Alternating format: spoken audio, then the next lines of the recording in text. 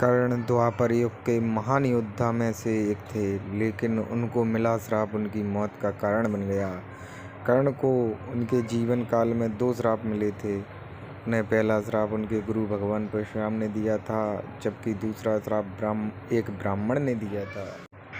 कर्ण को बचपन से ही धनुर्धर बनने की चाहत थी, लेकिन सूत पुत्र होने के कारण कोई उन्हें शिक्षा नहीं देता था। जब वह धनुर्विद्या सीखने के लिए गुरु द्रोणाचार्य के पास जाते हैं, तो वह भी कर्ण के सूत पुत्र होने के कारण उसे धनुर्विद्या देने से मना कर देते हैं। इससे कर्ण निराश होकर भगवान परशुराम के पास पहुंच जाते हैं। लेकिन भगवान परशुराम भी सिर्फ ब्राह्मणों को ही विद्या देते थे।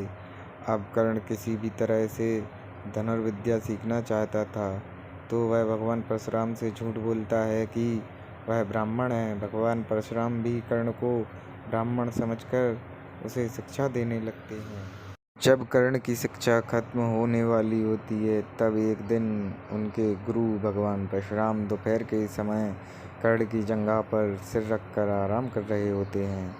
थोड़े समय बाद वहां एक बिच्छू आता है, जो कर्ण के जंघा पर काट लेता है। अब कर्ण सोचता है कि अगर वह हिला या बिच्छू को हटाने की कोशिश की तो गुरु परशुराम की नींद टूट जाएगी, इसलिए वह बिच्छू को हटाने की बजाय उसे डंक मारने देता है। कर्ण काफ़ी समय तक बिच्छू के डंक से होने वाले दर्द को सहता रहता है। फिर जब कुछ समय बाद गुरु परशुराम नींद से उठते हैं, तो वह देखते हैं कि कर्ण के जांघ से खून बह रहा है। यह देखकर परशुराम भगवान गुस्से में कहते हैं, इतनी सहनशीलता सिर्फ किसी क्षत्रिय में ही हो सकती है।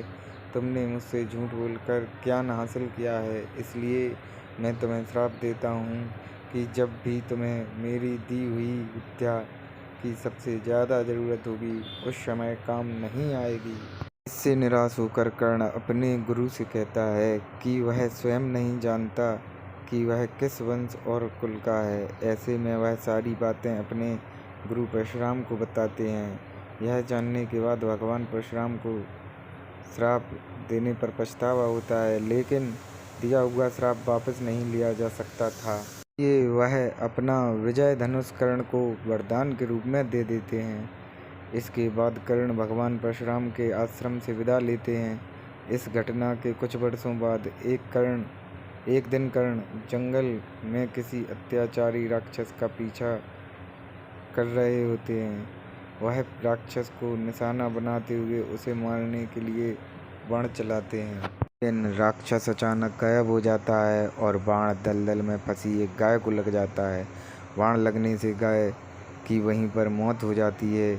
उस गाय का स्वामी एक ब्राह्मण होता है, जो कि गाय की दुर्दशा को देखकर कर्ण को वहीं पर श्राप दे देता है। श्राप में ब्राह्मण कहता है कि जिस तरह तुमने एक असहाय गाय को मारा है, ठीक उसी तरह ही एक दिन तुम्हारी भी मृत्यु होगी। आगे चलकर इन दोनों श्राप का प्रभाव महाभारत के युद्ध में नजर आया। युद्ध के दौरान कर्ण के रथ का पहिया दलदल में फंस जाता है। जब कर्ण उसे निकालने के लिए रथ से उतरता है, तभी अर्जुन बाण चला देता है, जिससे कर्ण की मृत्यु